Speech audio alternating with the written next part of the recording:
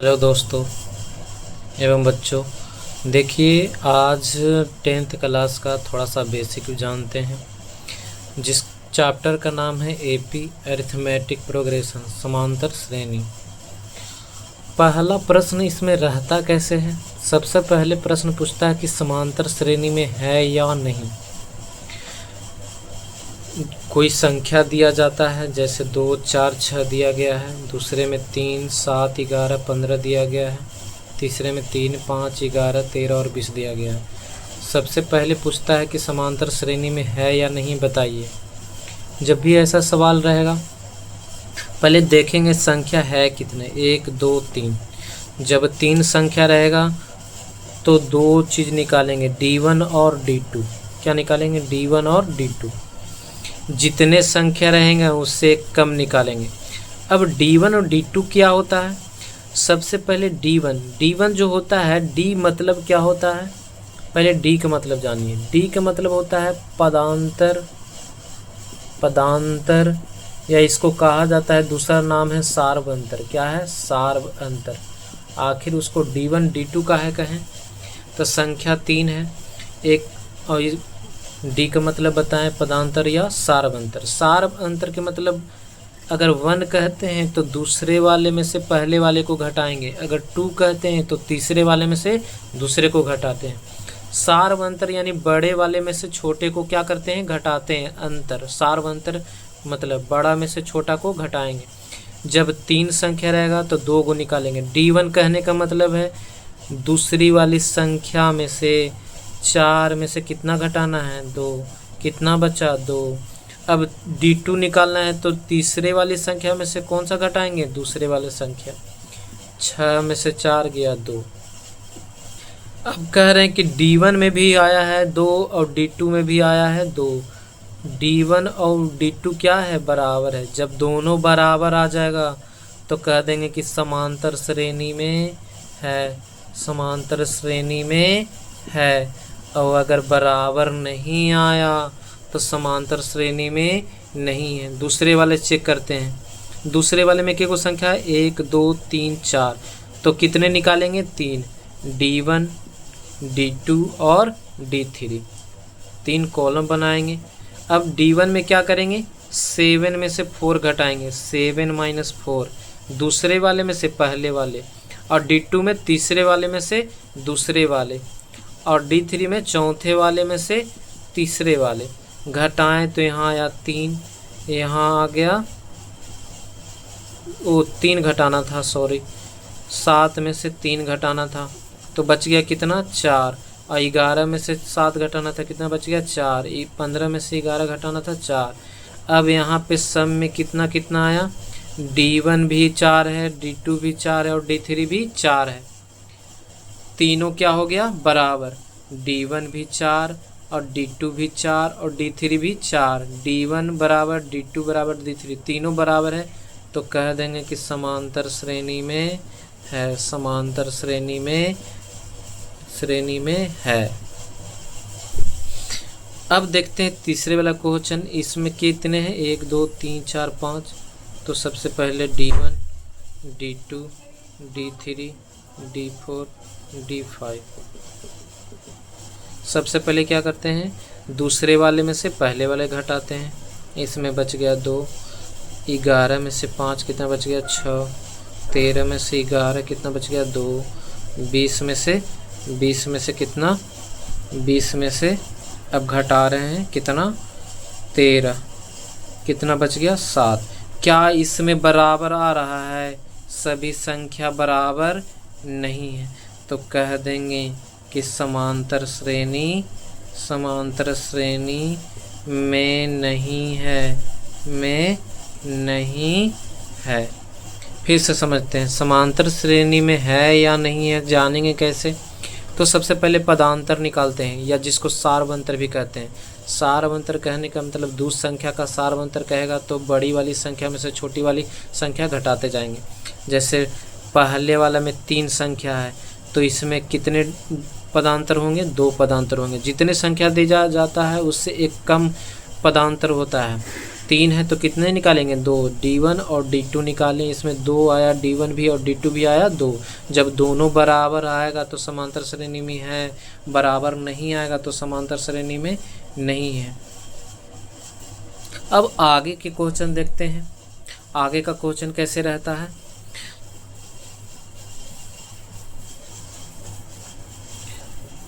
अब थोड़ा सा एक फॉर्मूले से जो बेसिक का होता है वो जानते हैं। कभी कभी कह देगा, पूछ लेगा 11वां पद बताइए, 11वां पद बताइए। फिर कह देगा 20वां पद बताइए। इस तरह का से प्रश्न रहेगा। जब भी पद nवां पद निकालने के लिए रहता है ना बाबू, nवां पद, इसके लिए एक सूत्र है a + n-1 इंटू डी। अब जानेंगे कि a क्या है, n क्या है और d क्या है। a के मतलब होता है प्रथम पद। क्या होता है? प्रथम पद। n का मतलब होता है नंबर, और नंबर के मतलब यहाँ संख्या कह दो या पद कह दो, संख्या या पद भी कह सकते हैं। डी का मतलब होता है सार्व अंतर, सार्व अंतर, या इसको पदांतर भी कहा जा सकता है। क्या कहा जा सकता है? ए का मतलब हो गया प्रथम पद, एन का मतलब नंबर, नंबर मैंने संख्या कह दो या पद कह दो, डी के मतलब सार्वंतर या पदांतर भी। सवाल कैसा रहेगा? सवाल रहेगा 2, 6, 10, 14 ... ऐसे करके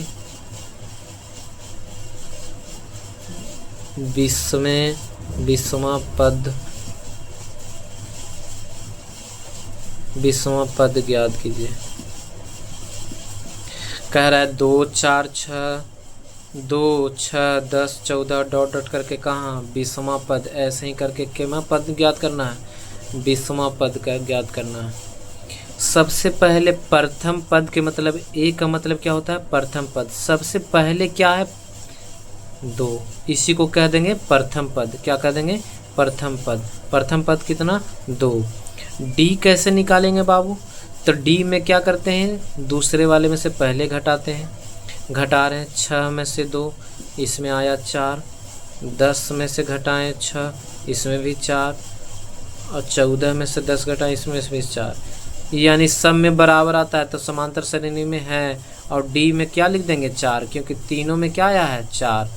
तो डी भी पता हो गया, सार्वंतर सब में 4 4 है तो कितना हो गया? डी 4। अब 20वां पद कह रहा है, यानी एन के जगह कितना बैठा देंगे? 20। फार्मूला हम लोग क्या पढ़े थे? Tn बराबर a + n-1 into D.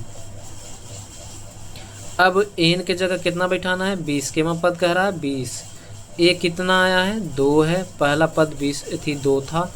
n के जगह कितना बैठाएंगे? 20, और 1 घटाएंगे, d कितना है? 4। अब इसको इधर सॉल्व करते हैं।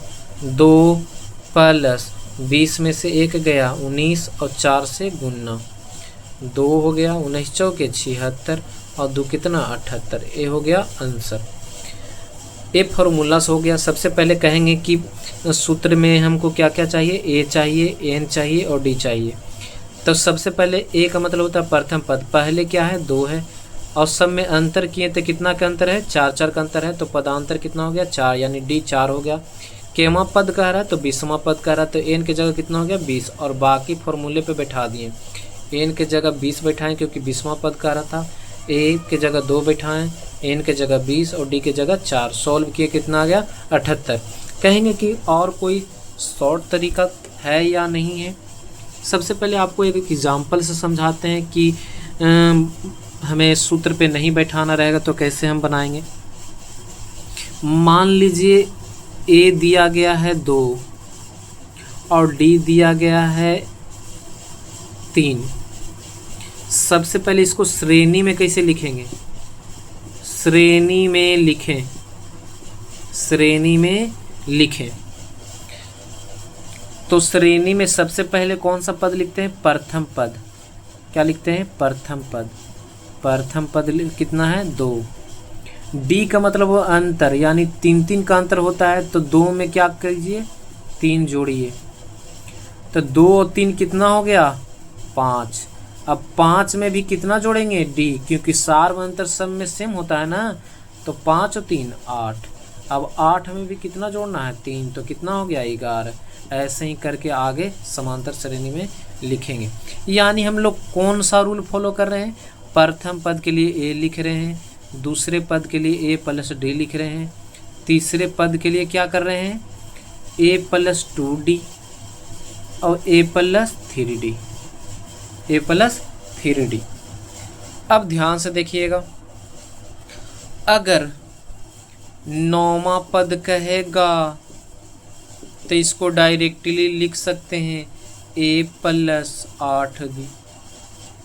10वां पद कहेगा तो लिख देंगे ए प्लस 9d।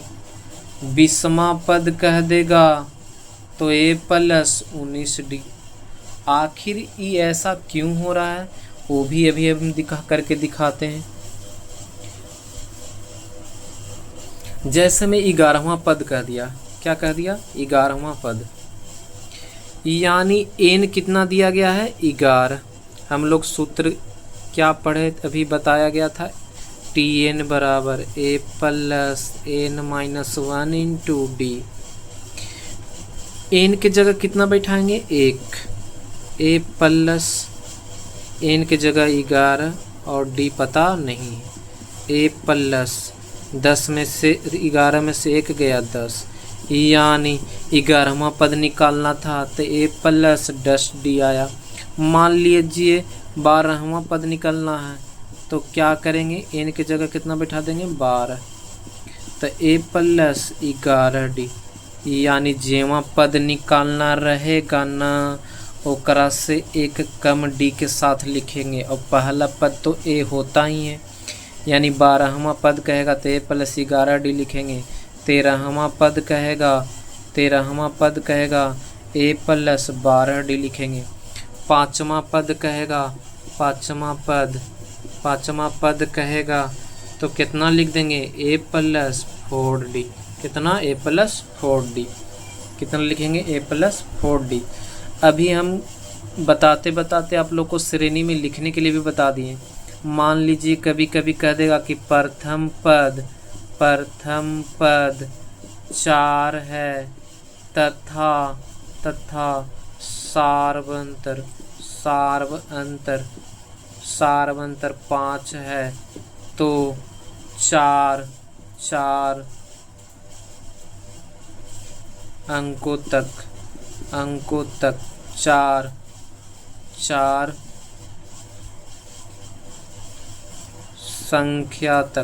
संख्या तक समांतर श्रेणी को लिखें। हम लोग सबसे पहले प्रथम पद लिखते हैं, उसमें पहले फिर डी जोड़ते हैं, फिर 2d जोड़ते हैं। क्यों? क्योंकि जब पहला पद तो ये है, दूसरा पद कहता है तो एक कम करते हैं, 2 गो डी में से 1 गो डी कम कर देंगे तो 1 गो डी रहेगा। तीसरा पद कहेगा जितना पद कहता है ओकरा से कम और डी के साथ लिखते हैं ए प्लस 3d। चौथा पद के कहेगा तो ए प्लस 3d। 5वां पद कहेगा ए प्लस 4d। अब ए कितना है 4 है, इसको 4 और 5 जोड़ेंगे, इसमें 4 है और 2 में 5 से गुना करेंगे, ए 4 है 3 में 5 से गुना करेंगे, ऐसे लिखेंगे। तो पहला 4 हो गया, दूसरा 9, यहाँ 5 दूना 10, 10 और 4 14, यहाँ पंक्ति है 15, 15 4 19, ऐसे ही डॉट। ये समांतर श्रेणी आपका तैयार हो गया। अब पद भी निकालने के लिए कहा जाएगा तो वो भी आप लोगों को सीख गए। अब डायरेक्टली बनाते हैं कि कैसे बनाएंगे। जैसे प्रश्न कहा गया किसी समांतर श्रेणी का पहला पद 2 तथा सारवंतर 7 है, तो 13वां पद ज्ञात करें। अभी क्या बताएं, जितना का पद कहेगा ना उससे एक कम डी के साथ लिखते हैं। पहला पद ए प्लस 13वां पद कह रहा था एक कम करके डी के साथ लिखेंगे 12D। अगर 10वां पद कहता तो ए प्लस 9D। अगर कहता 16वां पद तो ए प्लस 15D। एक क्या करते हैं, कम करके लिखते हैं। 13वां पद कह रहा था बाबू ए प्लस 12D लिख दिए।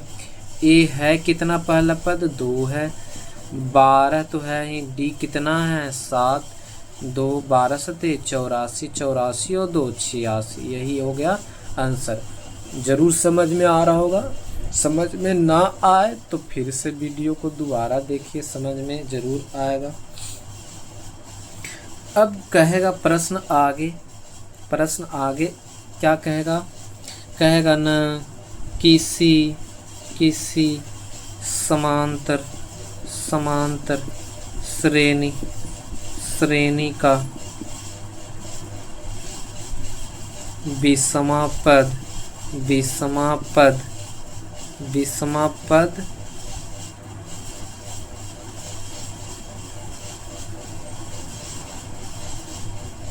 400 है तथा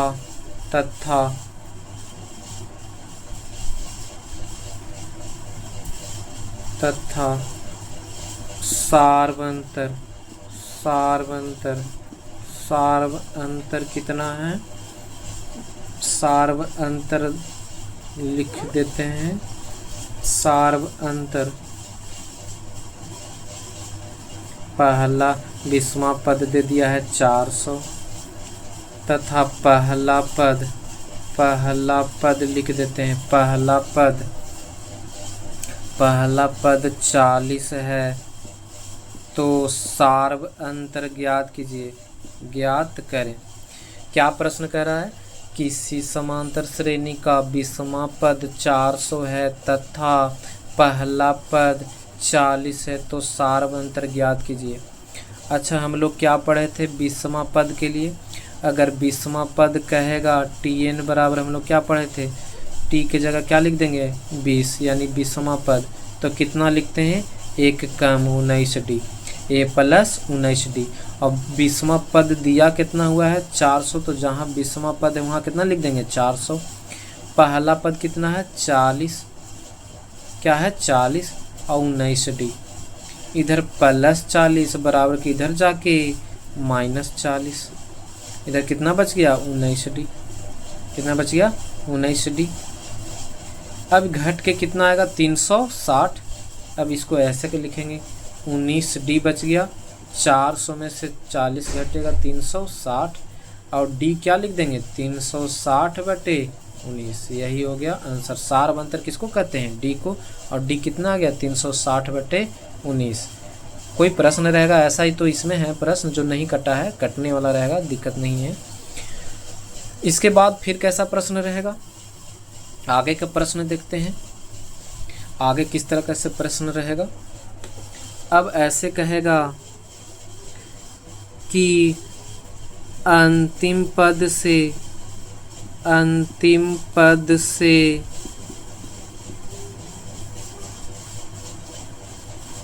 10वां पद ज्ञात कीजिए, 10वां पद ज्ञात कीजिए। करें अंतिम पद से 10वां पद ज्ञात कीजिए।